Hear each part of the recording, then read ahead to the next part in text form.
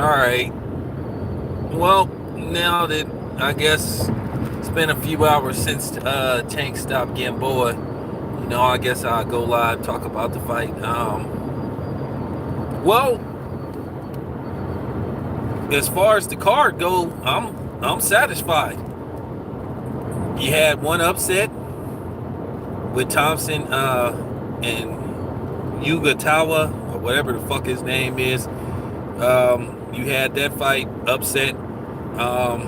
Then you had the controversial Badu versus Pascal fight. Then you had Tank Davis.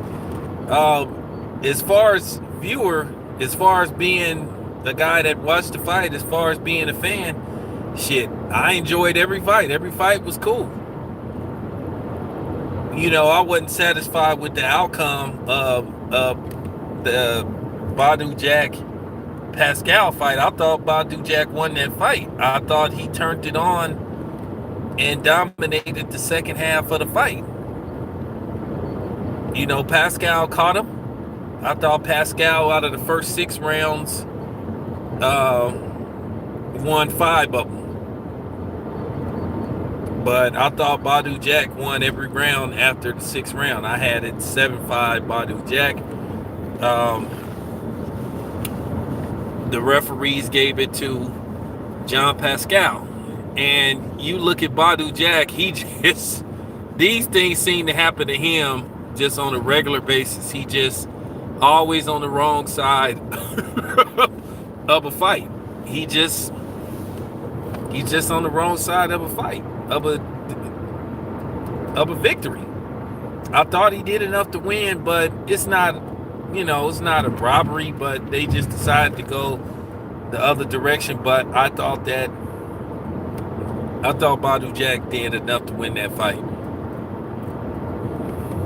And as far as Tank go, at the end of the day, I think Tank is a very talented fighter, but due to the fact that he did not make weight the first time out, and he had to get weighed like a little while later, and then you watch his overall performance of the fight, you could tell that he was, he got fatigued at times, and it just seemed to be an issue of Tank's discipline. I mean, yeah, he looked tired, but at the end of the day, he still pretty much. I know they gave Gamboa 1 round, but I didn't have him winning any round. I thought Tank won the fight. A lot of people were making videos saying Tank got exposed. I don't know how he got exposed. People that get exposed is when they have like a life and death fight, or they have a questionable victory. There was nothing controversial about that fight, except some of the weird shit that went on in the fight, with where it looked like Gamboa was about to quit in the second round. He supposed to tore his Achilles heel or whatever the case may be, but he continued the fight and he ended up getting knocked out. Yeah, I don't know how people sitting up making videos saying Tank might have got exposed. That doesn't make any kind of sense. He just got tired at times. He still knocked his ass out. I don't,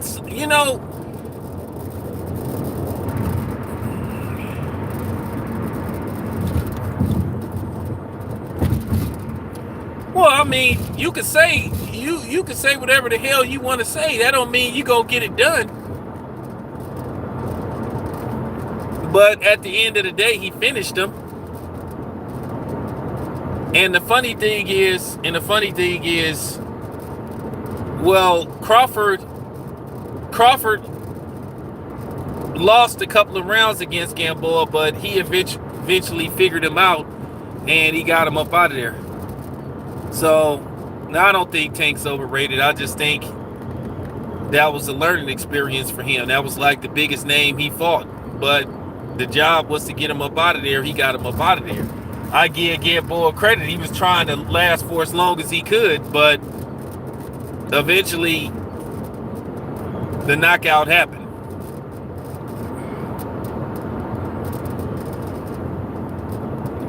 Yeah, Tank would have got criticism if he would have knocked him out in the first round. Then they would have said, oh, well, he fought a has-been. So it was pretty much a no-win situation anyway. And see, here's the thing, though. When you say Lomachenko got exposed against Pedraza and Linares, and then he looked mediocre against Campbell, then they say, oh, well, he was just boxing. Oh, it was a tough opponent. So you're going to get people that's going to, pull that shit with you. But I thought Tank, for the most part, he fought very well, except for, periodically he was getting tired in the fight, and you can clearly see that. And then I didn't understand what happened. I think around the 8th round, where Tank just like he got distracted and he got hit like 3 times, which that's the only issue I had with Tank. I was like, damn, man, if you have been fighting a murderous puncher, somebody that can hit hard, man, shit, no telling what. I mean, and the funny part about it was you had Jack Reese, who made Gamboa fight.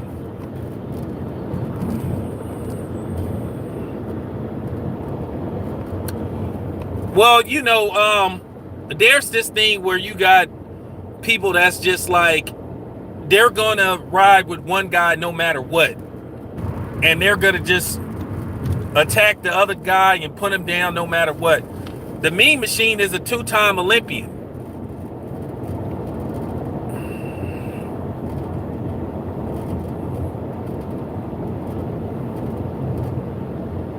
Lomachenko ain't fought nobody the caliber of Tank.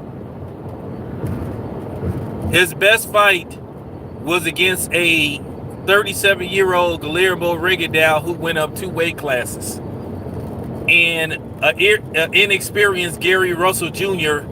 that he fucked with Gary Russell Jr.'s scale to make him gain additional weight. I mean, to make him lose additional weight. And Gary Russell Jr. came into that fight exhausted. And then he's yet to give Gary Russell Jr. a rematch. So I don't want to hear that.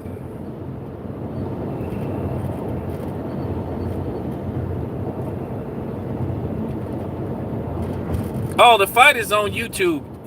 The fight is on YouTube. Just go to PBC, the PBC YouTube channel. You can see the end results. But yeah, I didn't have no problem with how Tank fought. I mean, at the end of the day, you try to build somebody as a superstar. Everybody have their learning curve. Everybody had that guy that, I guess you could say is like a gatekeeper, because we all know that Gamboa is a gatekeeper now. He's that dude that tests the up-and-coming fighter to see where he is as a fighter. I think Tank did what he needed to do. And he got him up out of there. He got the stoppage. Now, what's next for Tank? That remains to be seen. Now he has one of the belts. He has the WBA belt.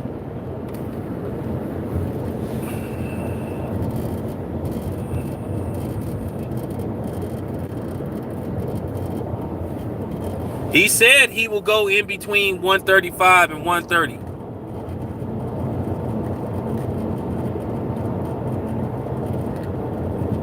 Yeah, the ATL, I'm real proud of the ATL. The ATL, they said 14,000 people came to see Tank.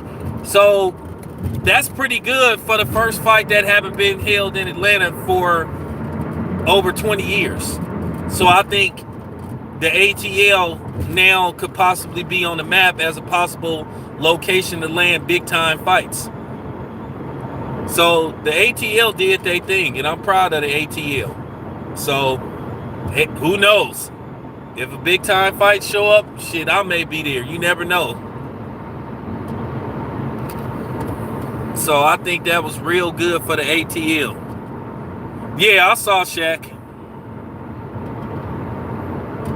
Now, I don't think Tank is a welterweight. I don't know about that. I don't know about that. I think Tank should worry about 130 to 135.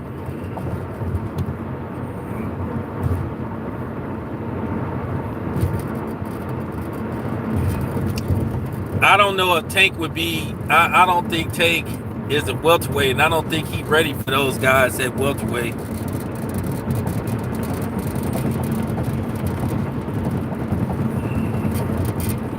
Yeah, I think Tank. I think his ceiling would be. I think his ceiling is 135. I don't even think he have a future at 140. And if he did, it would have to be certain opponents.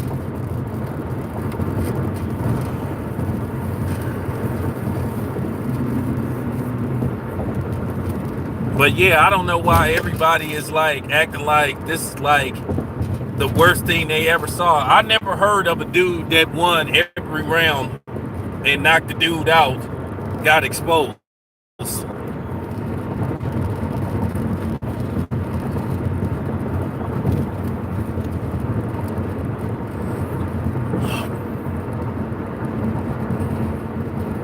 Now Tank ain't moving up. He not moving up for a while. Tank is gonna stay put at 135 for a while. But he also said he would be willing to go back down to 130. Now, if they can find some common ground, Tank versus Gary Russell Jr. would be a hell of a fight.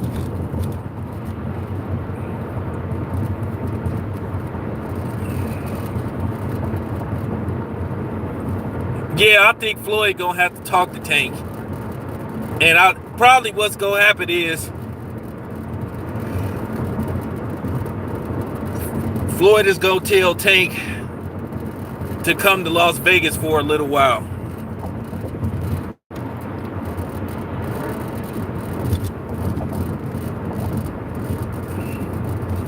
Well, that's why they need to hire Tank a nutritionist.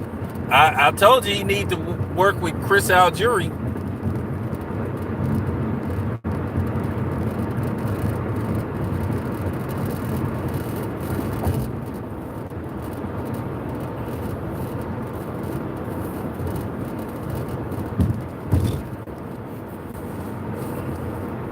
Yeah, that's what I think he need to do. Because Chris Algieri is a nutritionist and shit. I just seen him too. I seen him in New York and shit. I think that he could help Tank with his diet, like in between fights and shit. And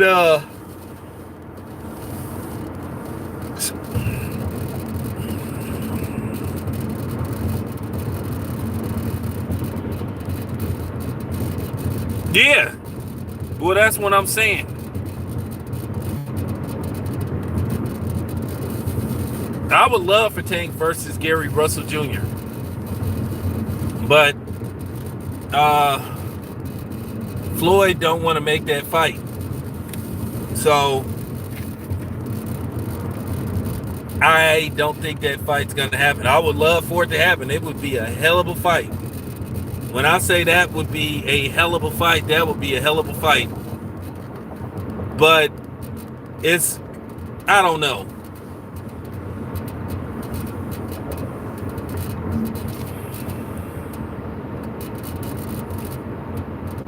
Tank versus Josh Taylor, man, I don't even think Josh Taylor is going to stay at 140 very long. They already talked about Josh Taylor moving up to. They already talked about moving Josh Taylor up to 147. So I don't think he's going to be at 140 very long. I don't think he's going to be at 140 very long. They've been talking about him moving up to 147, him, Jose Ramirez, so I don't see that fight ever happening. Unless Tank, like, a few years from now, move up to 147, which I don't think he'll move up to 147. And if he did move up to 147, I might think something ain't on the up and up with him.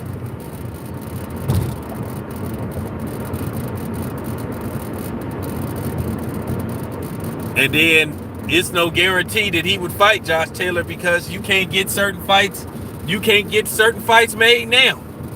So that basically, we can sit up here all day and debate about whose fault it is and who doing what, who not doing this, and who should be doing that. At the end of the day, we not getting a lot of the fights that we want to see. But if I was Tank, I still would consider the Tevin Farmer fight. If the money's right, go fight Tevin Farmer. That was a fight that you let get away from you.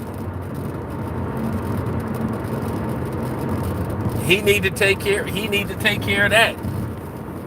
That's a fight that people wanted to see, and we couldn't get that fight for whatever reason. I mean, you had heard rumblings that the Zone was trying to secretly sign Tank behind Floyd's back, but Leonard Ellerbe came out and said, "Hey, Tank is under contract. He ain't going nowhere." Now they don't have no policies from what I've been told. They don't have no governing bodies that can fine promoters for trying to recruit another fighter that's signed to another promotional company. So they don't have regulations against that. So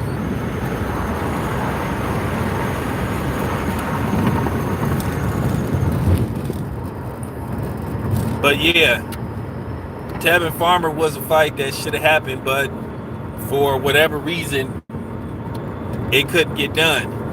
Just like a lot of other fights just couldn't get done. It was cool to see Jacobs was in attendance, A lot of celebrities came. I thought it would be a little bit more celebrities than the ones that was there.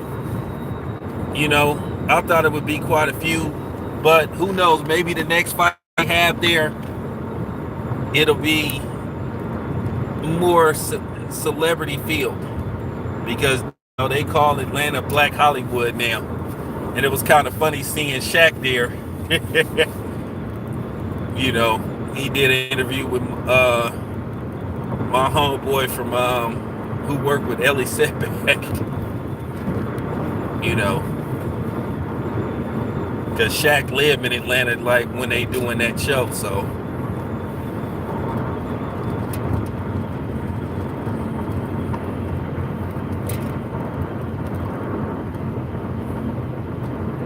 oh yeah, it should. Yeah, I mean, it was enough people there. I know Ray Smimmer, what's their name, Ray Smurber or whatever. They was Ray Smimmer, whatever they call themselves. If I'm not mistaken, they was there. Damn, the fuck is this? They was there. Some people was there. Holyfield was there.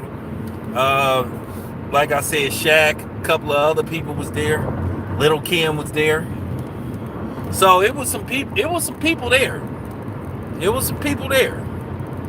But I was expecting it would be star-studded and shit. But like I said, it was a good look for Atlanta, because they came out and supported Tank. Tank has quite a few followers on what is that, Instagram? He got 2 million. So they came to see the man.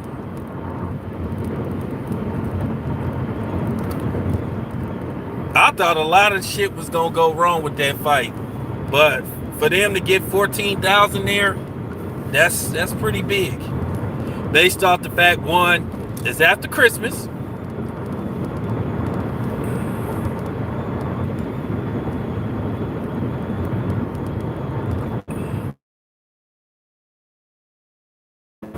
Well, I thought Badou Jack won. Badou Jack just always on the wrong side of a decision. If he just can't get the benefit of the doubt.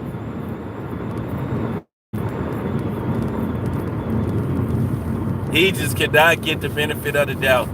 I thought John Pascal started to fade in the second half of the fight, and then he was, had he fought a more disciplined fighter, lounging in with some of those punches he was doing, somebody would have caught him.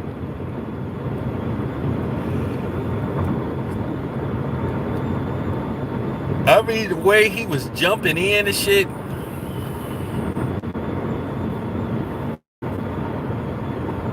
Yeah, they don't like Badu at all, and that's sad. That's unfortunate. You know, very sad.